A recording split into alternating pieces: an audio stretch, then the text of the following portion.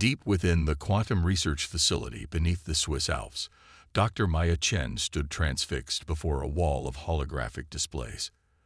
The quantum fluctuation patterns she observed defied every known law of physics.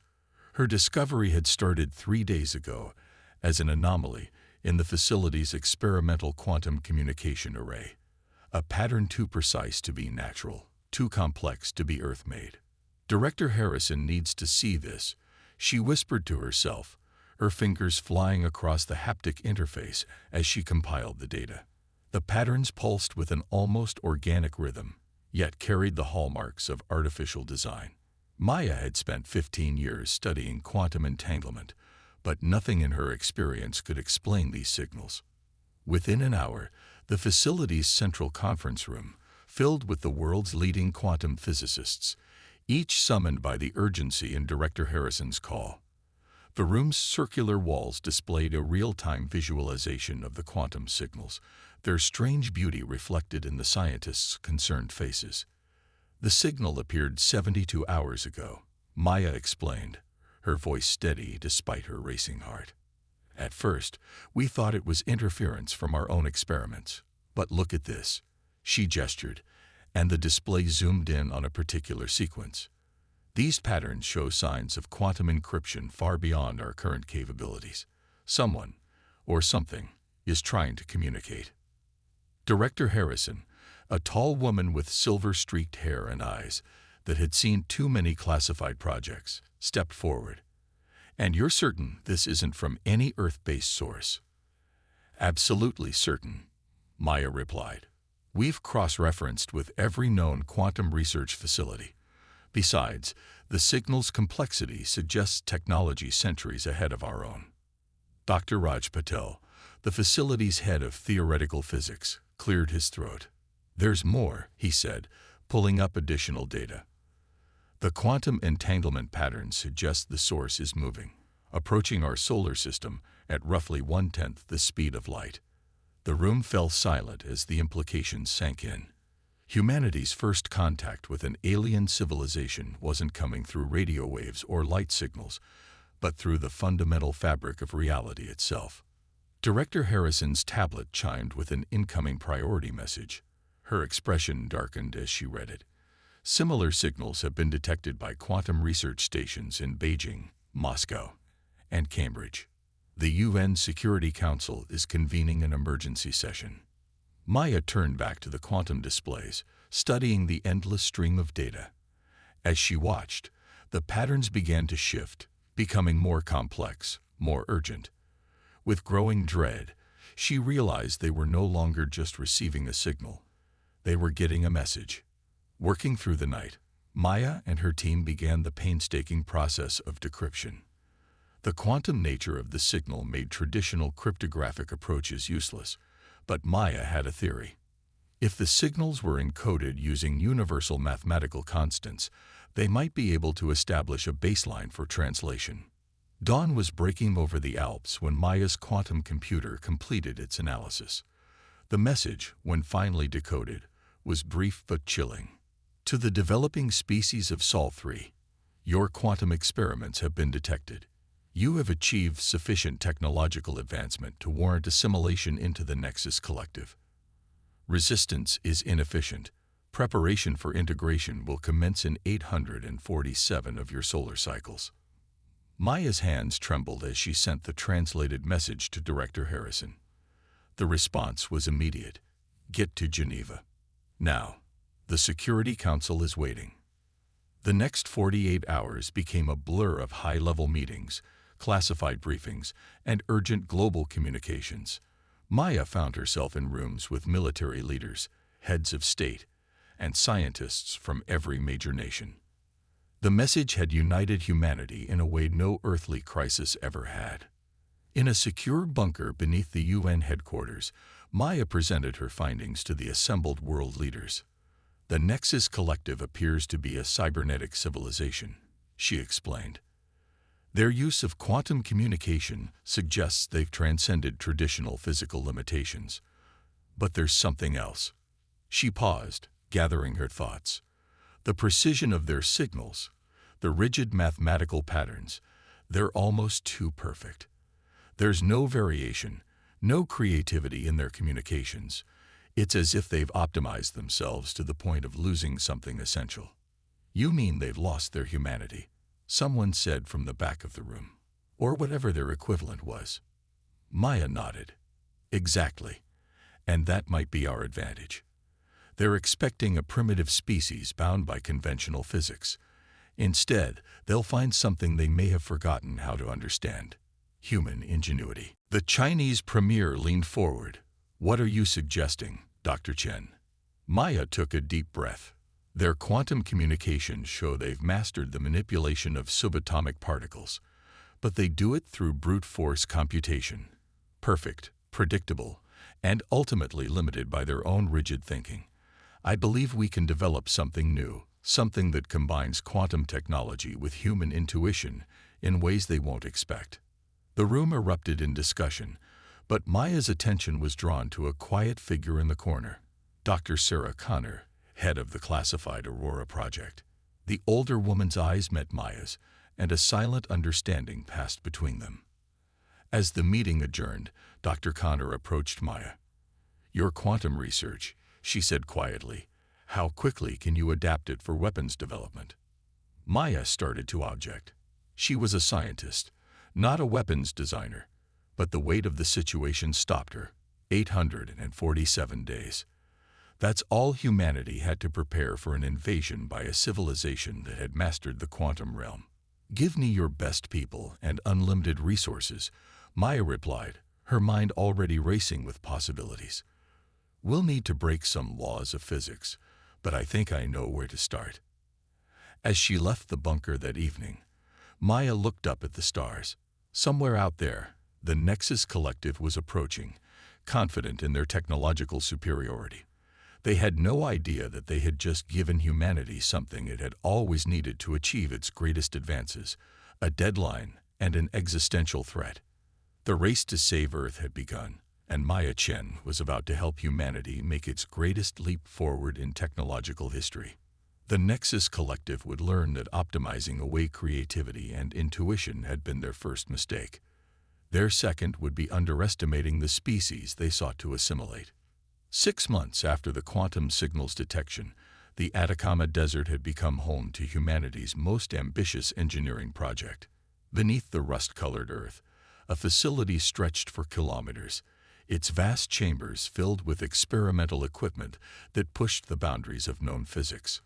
Commander David Okafor stood at the heart of Project Thunderbolt, watching as teams of scientists and engineers worked on what looked like an impossible merger of quantum technology and conventional weaponry. The Nigerian-born physicist had spent 20 years developing theoretical models of gravitational manipulation. Now those theories were being put to the test on a scale he had never imagined. The gravitational pulse generator is ready for the next test, announced Dr. Yuki Takeda, her voice carrying across the control room. The Japanese quantum engineer had been working alongside Maya Chen to integrate quantum entanglement principles into the weapon's targeting system. David nodded, his attention fixed on the main display showing the test chamber. Begin power-up sequence. Let's see if the containment field holds this time. The previous 3 attempts had ended in failure, the intense gravitational forces carrying through their strongest containment measures. But David had noticed something in the failure patterns, a rhythmic fluctuation that suggested they were thinking about gravity all wrong. Power at 20%, Yuki called out. The massive generators beneath the facility hummed to life, feeding energy into the experimental weapon. 30%, 40%. The test chamber's sensors tracked the growing gravitational distortion as it took shape within the containment field. Unlike conventional weapons that relied on kinetic energy or explosives, Project Thunderbolt aimed to harness and direct gravitational forces themselves. Approaching critical threshold, warned Dr. Elena Rodriguez, the team's containment specialist. Her fingers flew across the control interface, making microscopic adjustments to the quantum-stabilized magnetic fields that kept the gravitational pulse contained. David held his breath. This was the point where previous tests had failed, the gravitational forces becoming too intense for their containment systems. But this time, they had implemented his new theory, treating gravity not as a force to be contained, but as a wave to be guided. Containment field holding steady, Elena reported, surprise evident in her voice. Power at 60%. 70. The air in the test chamber began to shimmer as space itself warped around the focused gravitational pulse. David's modifications were working. Instead of fighting against the gravitational forces, their containment system was working with them, creating the self-reinforcing wave pattern. Full power achieved, Yuki announced triumphantly. Gravitational pulse stable and contained. A cheer went up from the control room staff, but David wasn't celebrating yet. Begin targeting sequence, he ordered. Let's see if we can actually direct this thing.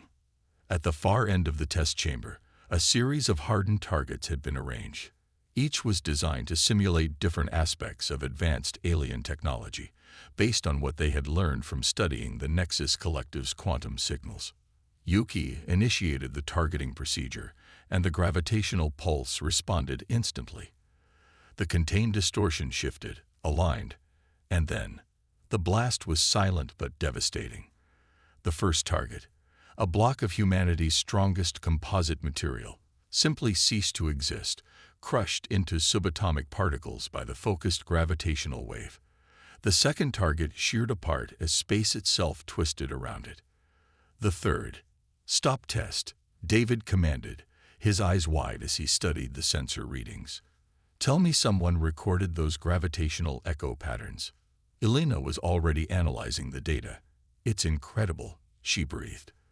The pulse didn't just destroy the targets. It created a cascading series of gravitational waves that would tear through any conventional shielding. More than that, Yuki added, pulling up additional sensor data. Look at the quantum entanglement readings. The pulse is affecting spacetime at the subatomic level. Against a quantum-based civilization like the Nexus Collective, it would disrupt their very method of communication and coordination, David finished.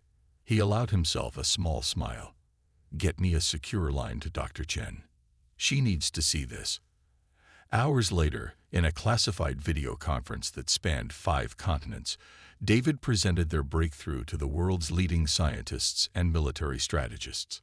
Maya Chen's holographic image looked exhausted but excited as she reviewed the test data. The gravitational pulse technology works perfectly with our quantum targeting systems, she confirmed. But we'll need more than one facility. The energy requirements alone. Already in progress, interrupted General Sarah Martinez, commander of the Global Defense Initiative. Construction has begun on similar facilities in the Gobi Desert, the Australian outback, and beneath the Antarctic ice sheet. But we'll need your teams to solve the power generation problem. David cleared his throat. Actually, I have a theory about that too. He pulled up a new set of equations. We've been trying to generate all the power we need, but what if we instead tap into the largest gravitational source we already have? The equations spoke for themselves. A way to harness the Earth's own gravitational field, using it to amplify their weapons' power exponentially. It was ambitious, perhaps even dangerous, but with the Nexus Collective less than 2 years away, they had no choice but to push the boundaries of physics itself. As the meeting concluded, David returned to the test chamber. The aftermath of their successful test had left visible distortions in the air, small ripples in spacetime that would take hours to settle. He placed his hand near one, feeling the subtle pull of warped gravity. 6 months ago, this was all theoretical, Elena said, joining him at the observation window. Now we're bending space itself. David nodded, his expression serious. The Nexus Collective thinks they've mastered quantum mechanics, that their technological superiority makes our assimilation inevitable. But they've forgotten something crucial about the species they're planning to absorb. What's that? Humans have always been best at achieving the impossible when our backs are against the wall. They may have quantum technology, but we're about to show them what happens when human determination meets human ingenuity. In the distance, construction robots were already expanding the facility, preparing for full-scale production of the gravitational pulse weapons. Project Thunderbolt was no longer just an experiment. It was humanity's shield against an enemy that thought victory was mathematically certain. They were about to learn that some variables couldn't be quantified, and that humanity's greatest strength had always been its ability to defy the impossible. In a dimly lit laboratory deep beneath Vancouver's coastal mountains, Dr. Aisha Patel watched as the neural interface prototype hummed to life. Holographic displays filled the room with cascading streams of brainwave data, each pattern unique as a fingerprint. On the testing platform, Lieutenant Michael Torres lay motionless, his mind connected to the quantum computing array through a web of crystalline sensors. Neural synchronization at 30%, reported Dr. Marcus Wong, his fingers dancing across the biomedical interfaces. Brain activity normal, but we're still not achieving the integration depth we need. Aisha frowned, studying the neural patterns. For 3 months, they had been trying to merge human consciousness with their quantum targeting systems. The theory was sound. Human intuition combined with quantum computation could create targeting solutions that no purely mechanical system could match. But the human brain wasn't designed to process quantum states. Try adjusting the quantum field harmonics, she suggested. Match them to his alpha wave patterns. The adjustment caused an immediate spike in the neural activity displays. Michael's fingers twitched as his brain began processing quantum data directly. Synchronization at 45%, Marcus announced. Still not enough for weapons control, but... He was interrupted by a sudden shift in the neural patterns. Michael's brainwaves began pulsing in perfect rhythm with the quantum computer's processing cycles. This is new, Aisha breathed, leaning closer to the displays. Look at how his neural pathways are adapting. It's like his brain is learning to think in quantum states. The synchronization percentage continued to climb. 50%, 60, 70. Michael's consciousness was expanding, perceiving reality through both human intuition and quantum computation simultaneously. Commander, Michael's voice was distant, dreamy. I can see everything. The quantum fields, the gravitational waves, they're all connected. It's beautiful. Aisha exchanged glances with Marcus. They had expected the neural interface to enhance targeting capabilities, but this was something else entirely. What exactly can you see, Lieutenant? Space itself, he replied. Not just 3 dimensions, but more. I can feel the quantum probabilities, see how they flow and intersect. It's like having an extra sense, but more than that. I understand it. The laboratory door slid open as Maya Chen entered, her attention immediately drawn to the neural activity displays. Remarkable, she said, studying the patterns.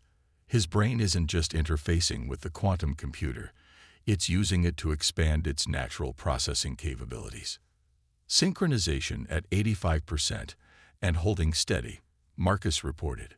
That's well beyond what we thought possible. Maya turned to Aisha. Can you replicate this? I think so, Aisha replied, already analyzing the successful integration patterns. We'll need to refine the quantum field harmonics, but the basic principle is sound. The human brain is adapting to quantum processing more naturally than we expected. Good, because we've just detected Nexus collective scout ships entering the Kuiper Belt. Maya's words sent a chill through the room. They're ahead of schedule. We need this system combat-ready as soon as possible. Over the next weeks, the neural interface program accelerated. Selected pilots from around the world were brought to the facility, each chosen for their combination of combat experience and cognitive adaptability. Aisha watched as each new pilot connected to the system, their minds expanding to embrace quantum reality. What emerged was something unprecedented, a perfect synthesis of human intuition and quantum computation. The pilots could perceive gravitational fields as naturally as seeing light, understand quantum probabilities as easily as calculating distance. When connected to the targeting systems, they could plot firing solutions that seemed to defy physics itself. It's not just about aiming the weapons, Lieutenant Sarah Chen, no relation to Maya, explained after her first successful integration. We can feel how space curves around massive objects, see how quantum states collapse into reality. The targeting solutions aren't calculated, they're intuited. During one test, Sarah demonstrated by firing a gravitational pulse through a complex field of moving targets. The pulse curved impossibly, riding gravitational waves that only she could perceive, striking each target in sequence.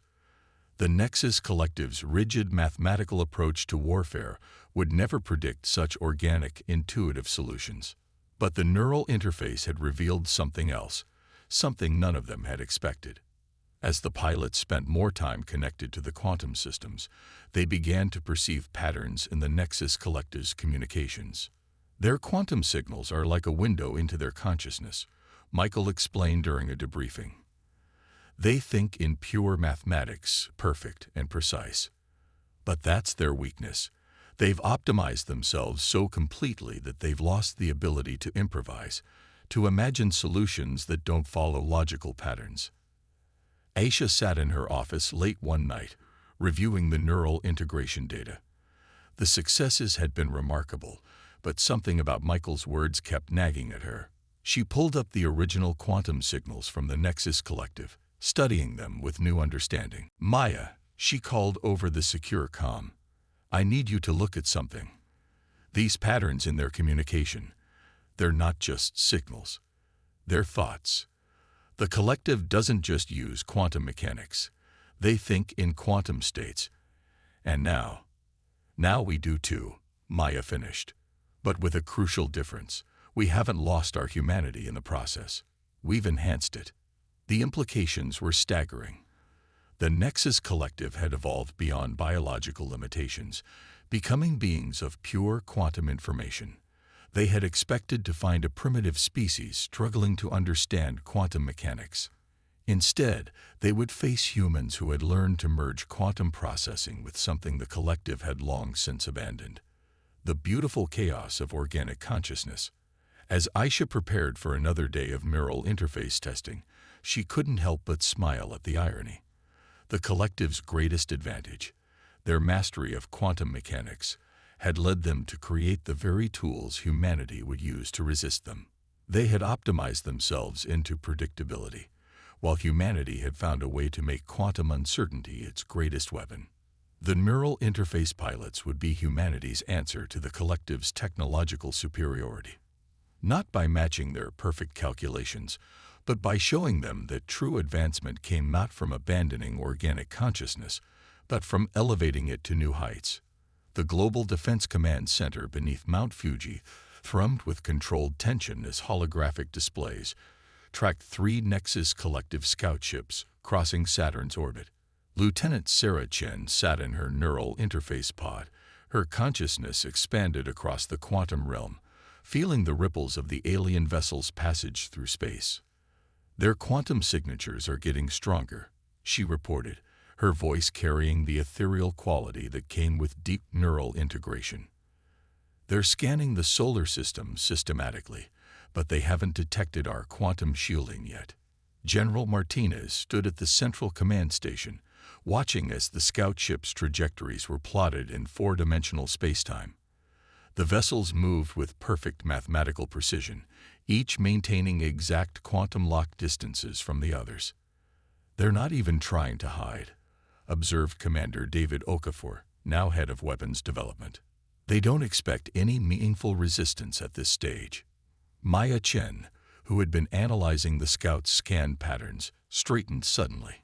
"They're about to begin their high-resolution sweep of the inner solar system. If we're going to act, it needs to be now."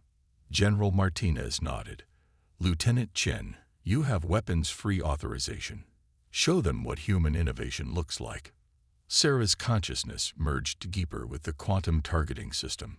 Through the neural interface, she perceived not just the scouts' physical positions, but the complex web of quantum entanglement that linked them together. The collected ships weren't just communicating, they were sharing consciousness across quantum states. "Targeting solution computed," she announced, but computed wasn't quite the right word. The firing solution had emerged from the synthesis of her human intuition and quantum perception, a path through spacetime that no purely mathematical system would conceive. The gravitational pulse weapon powered up, its energy signature masked by careful quantum manipulation. Sarah could feel the massive gravitational forces building, waiting to be shaped and directed. The scouts, still moving with mechanical precision, had no idea they were already caught in her trap. Target locked, she confirmed. Firing solution will utilize Jupiter's gravity well for acceleration and Saturn's rings for sensor confusion. They won't see it coming until it's too late. Execute, ordered General Martinez. Sarah released the gravitational pulse. Through her quantum-enhanced senses, she watched as it rode the natural gravitational waves of space, its path spiraling through the solar system in ways that defied conventional physics. The pulse split into 3 distinct waves, each taking advantage of planetary gravitational fields to accelerate and curve toward its target. The Nexus Collective Scouts continued their methodical scan pattern for precisely 3.7 seconds before their quantum sensors detected the incoming threat. Their response was immediate but predictable. A textbook evasive maneuver calculated to maximize their chances of survival based on known physics. But Sarah's attack didn't follow known physics. The gravitational pulses curved impossibly, riding waves of spacetime that only a human mind merged with quantum computation could perceive. The first pulse struck its target, not to destroy but to disrupt the Scouts' quantum field generators.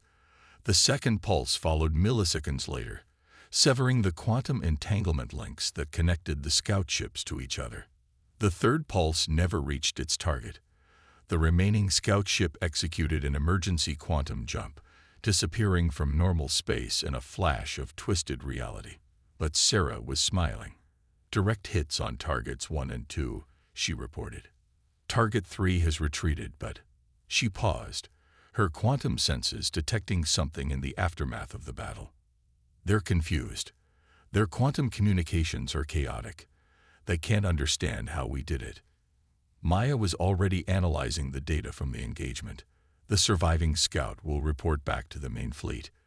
They'll know now that we're not as primitive as they assumed, but they still won't understand the true nature of our defense systems, because they can't conceive of merging organic consciousness with quantum computing, David added.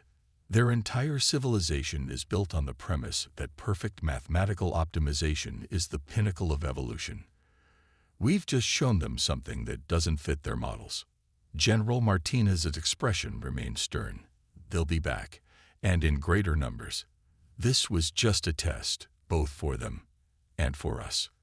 Lieutenant Chen, excellent work. Begin calculating defensive scenarios for multiple capital ships. We need to be ready for their real assault. Sarah nodded, her mind already processing the quantum data from the engagement.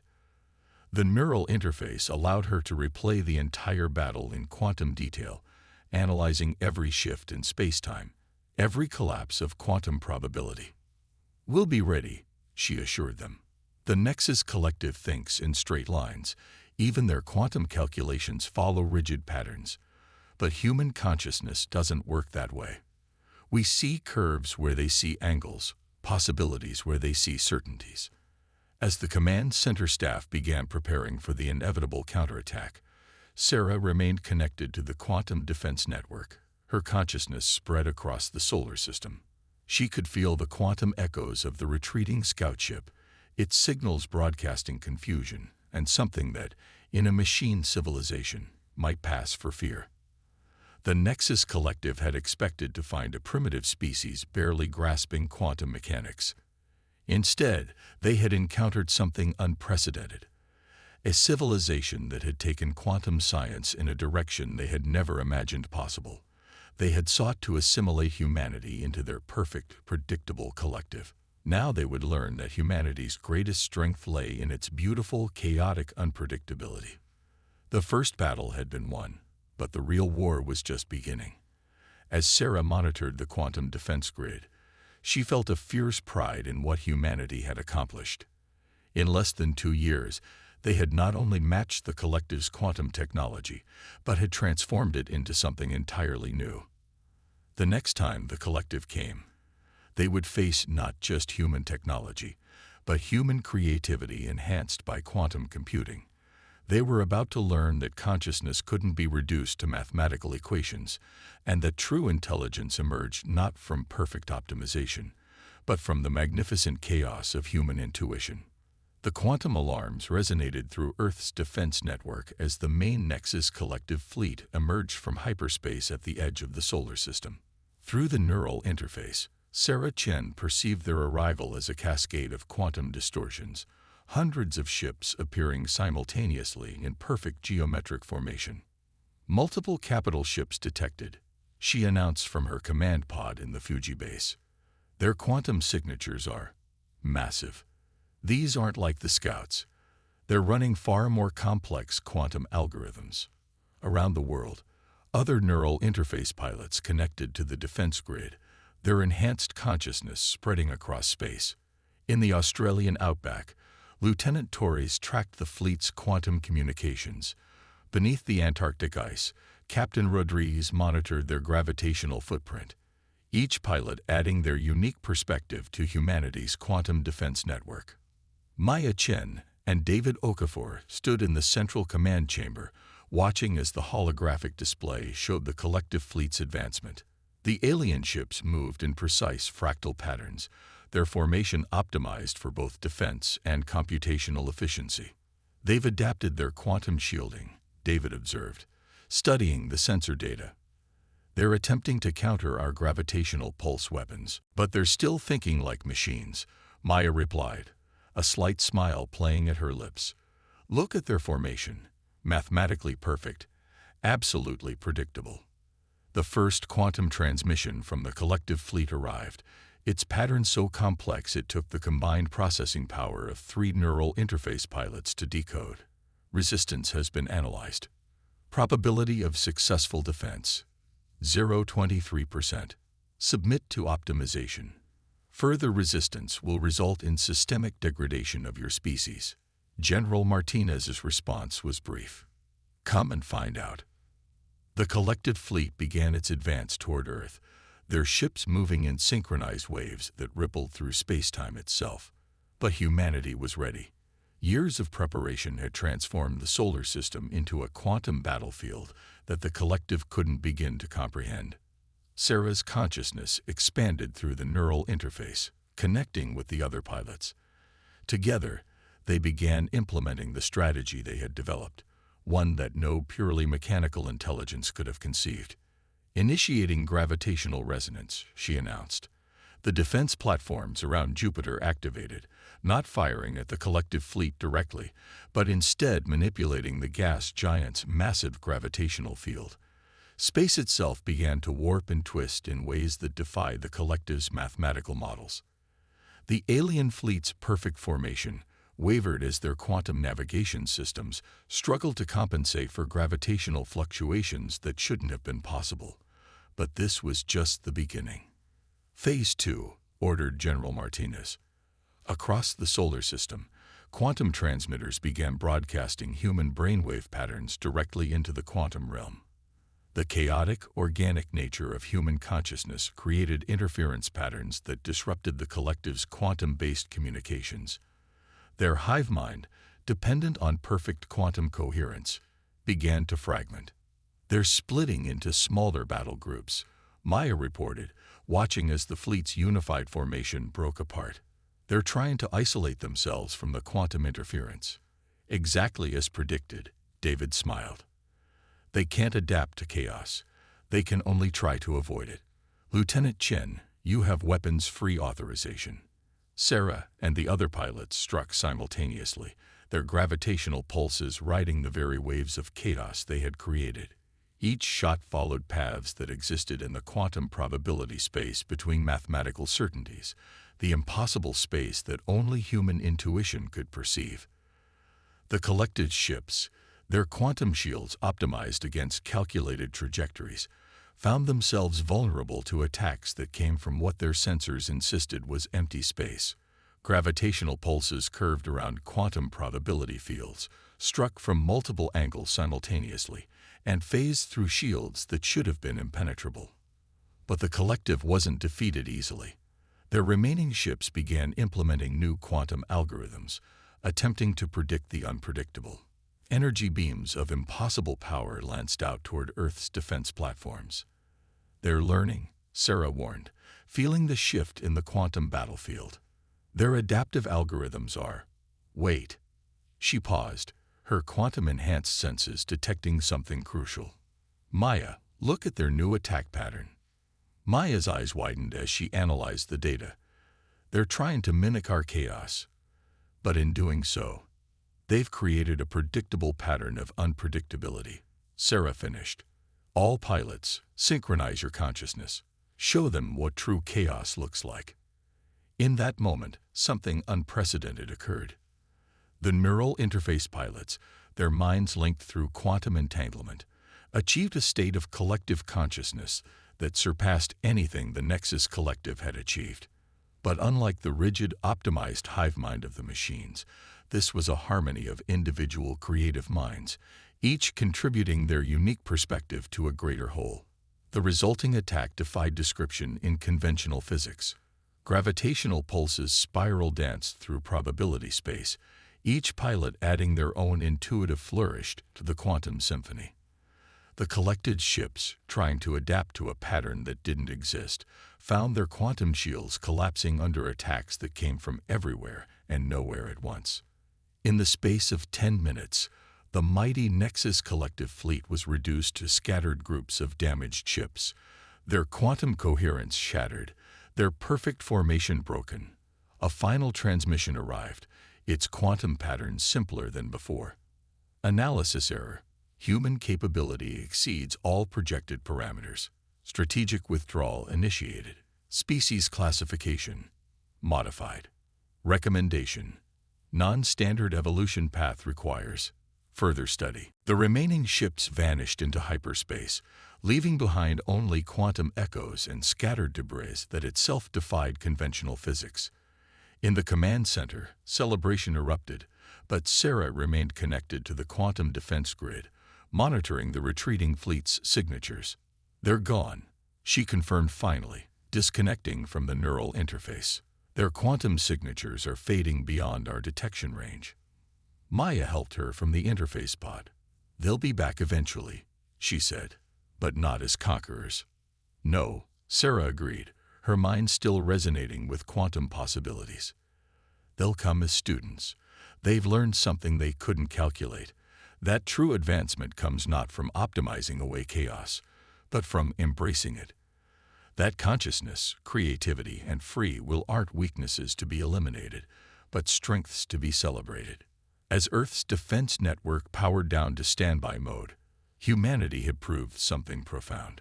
In an age of quantum computing and artificial intelligence, it wasn't perfect calculation that would lead to the next stage of evolution, but the beautiful, chaotic, unpredictable nature of human consciousness itself.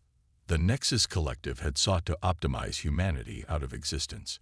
Instead, they had discovered that there were some equations that couldn't be solved, some problems that required not calculation but intuition, and some battles that could only be won by embracing the chaos that made us human.